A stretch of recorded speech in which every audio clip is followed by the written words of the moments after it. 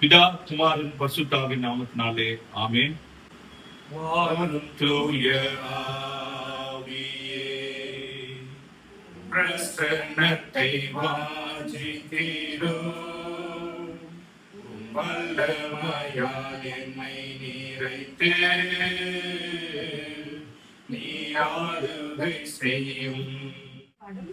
அப்போஸ்தலர் 13ஆம் அதிகாரம் 46 தொடங்கி 52 புறஜாதியாரிடத்தில் போகிறோம்.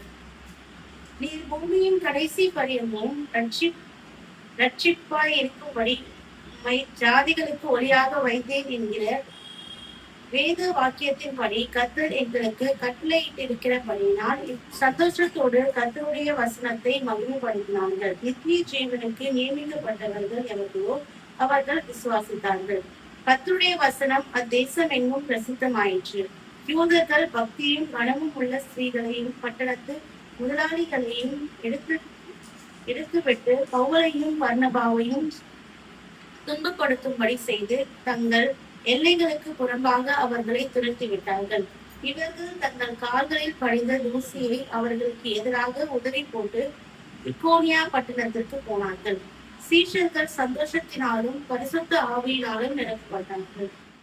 இந்த ஆண்டின் லெந்து காலங்களிலே பரிசுத்த ஆவியானவரை குறித்தும் பரிசுத்த ஆவியானவர் செய்கைகளை குறித்தும் சபையாக்கிய தியானிப்பதற்கு கர்த்தர் நமக்கு அருமையான ஒரு சாக்கியத்தை கொடுத்திருக்கிறார். ஆகவே பரிசுத்த ஆவியானவர் தம்முடைய கிரியைகளை வெளிப்படுத்துகிற சூழ்நிலைகளை நாம் இந்த 40 நாட்களிலேயும் தியானித்து வருகிறோம்.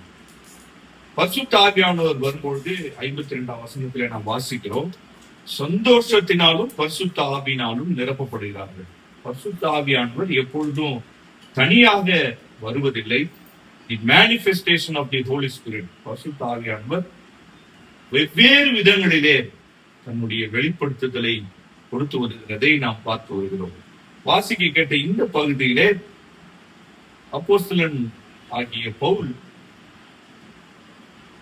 இஸ்ரவேல் ஜனங்களுக்கு முன்பதாக ஒரு ஆயத்தப்படுத்தாத பிரசங்கத்தை செய்து முடித்து பரிசுத்த ஆவியினாலே தாங்கள் நிரப்பப்படுகிறதை குறித்து இந்த வசனம் நமக்கு பேசுகிறது. மிகவும் தெளிவாக பவுல் அந்த பிரசங்கத்தை செய்கிறதே நாம் இந்த அதிகாரத்தின் முன்பு வசனங்களிலே நாம் பார்க்கிறோம். இந்த வசனத்திலே பரிசுத்த ஆவியானவருடைய கிரியை சந்தோஷத்தினாலும் பரிசுத்த ஆவியினாலும் நிரப்பப்படுகிறார்கள் என்று நாம் பார்க்கிறோம். அப்போஸ்தலர் நடவடிக்கைகளின் புத்தகம் 1ஆம் அதிகாரம் 8ஆம் வசனத்திலே பரிசுத்த ஆவியானவருடைய கிரியையை குறித்து மிக அழகாக சொல்லப்பட்டிருக்கிறதை நாம் அதிகமாக பயன்படுத்தி இருக்கிறோம். பரிசுத்த ஆவி உங்களிடத்தில் வரும்பொழுது நீங்கள் முதலாவதாக பலன் அடைந்து பார்க்கிறோம், பலன் அடைகிறோம். நாம் பலவீனமான சூழ்நிலையில பரிசுத்த ஆவியானவர் நம்மிடத்திலே வரும்பொழுது முதலாவது செய்கிற கிரியை நமக்கு பலனை தருகிறது. இரண்டாவது, எருசலேமிலும் யூதேயா முழுவதிலும் சமாரியாவிலும் பூமியின் கடைசி பரியந்தமும் எனக்கு சாட்சிகளாய் இருப்பீர்கள். பரிசுத்த ஆவியானவருடைய இரண்டாவது கிரியை ஆண்டவருக்கு, கடவுளுக்கு சாட்சியாய் நாம் மாற்றப்படுகிறோம். சாட்சி உள்ள வாழ்க்கை வாழ்கிறவர்களாக நாம் மாற்றப்படுகிறோம். அதுதான் விசுவாசிகளுக்கு கர்த்தர் பரிசுத்த ஆவியானவர் மூலமாக கொடுக்கிற அத்தாட்சி. அதுதான் இரண்டாவது பலன், நமக்கு சாட்சிகளாய் நம்மை மாற்றுகிற பலன். அந்த பலன் பரிசுத்த ஆவி நம்மிடத்திலே வரும்பொழுது நமக்கு கிடைக்கிறது. முதலாவது நாம் பெற்றுக்கொள்கிறது பலன், பரிசுத்த ஆவியானவருடைய பலன், பரிபூர்ணமான பலன், நம்முடைய சுகபலன், நம்மளுடைய எல்லா விதமான காரியங்களிலேயும் நம்மை மேற்கொள்ளத்தக்கதாக நமக்கு கொடுக்கப்படுகிற பலன் நமக்கு கொடுக்கப்படுகிறது. இரண்டாவதாக நம்மை இந்த பூமியின் கடைசி பரியங்கள் மத்தியிலேயும் சாட்சியாய் நம்மை மாற்றுகிறது இந்த பரிசுத்த ஆவியானவர். ஆகவேதான் இந்த வசனம் நமக்கு சொல்கிறது, பரிசுத்த ஆவியினாலும் சந்தோஷத்தினாலும் நாம் நிரப்பப்பட்டிருக்கிறோம். பரிசுத்த ஆவி நம்மிடத்திலே வரும்பொழுது மிக அதிகமான சந்தோஷம் நமக்கு கிடைக்கிறதை நாம் அதிகமாய் உணர்ந்து கொள்ள அழைக்கப்பட்டிருக்கிறோம். இந்த சந்தோஷம் பரிசுத்த ஆவியினால் நமக்கு வருகிறது என்பதை எப்படி நாம் வித்தியாசமாக புரிந்து கொள்ள வேண்டும். இந்த உலகம் தரக்கூடாத சமாதானம் அல்ல, இந்த பரிசுத்த ஆவியினால் நமக்கு கொடுக்கிற சந்தோஷம் எந்த விதமான சூழ்நிலையிலேயும் நம்மளுடைய மனதை வித்தியாசமாய் நிரப்பக்கூடிய சந்தோஷம்.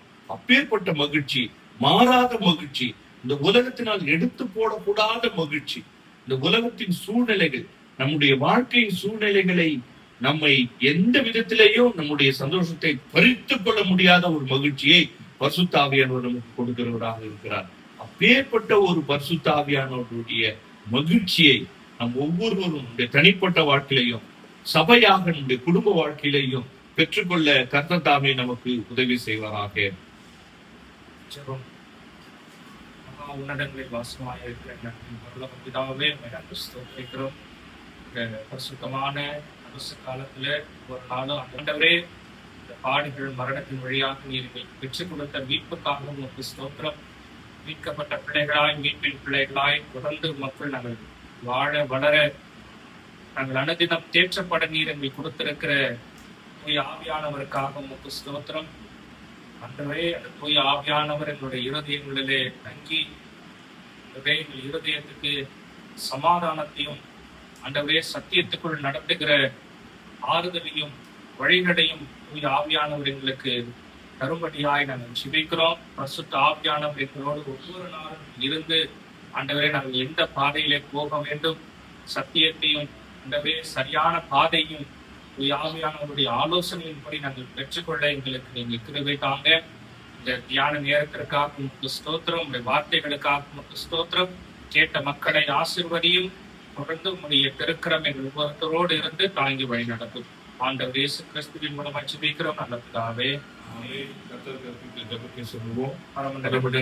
பிதாவே, உம்முடைய நாமம் பரிசுத்தப்படுவதாக, உம்முடைய ராஜ்யம் வருவதாக, உம்முடைய சித்தம் பரலோகத்திலே செய்யப்படுவது போல பூமியிலும் செய்யப்படுவதாக. அன்றைக்கு வேண்டிய ஆகாரத்தை செலுத்தாலும் எங்களுக்கு விரோதமாய் குற்றம் செய்கிறவர்களை மன்னிப்பது போல எங்கள் பாவ குற்றங்களை மன்னியும். எங்களை சோதனை செய்து ராஜ்யமும் வல்லமையும் கண்டுபிடிக்கப்படுகிறது. Thank you.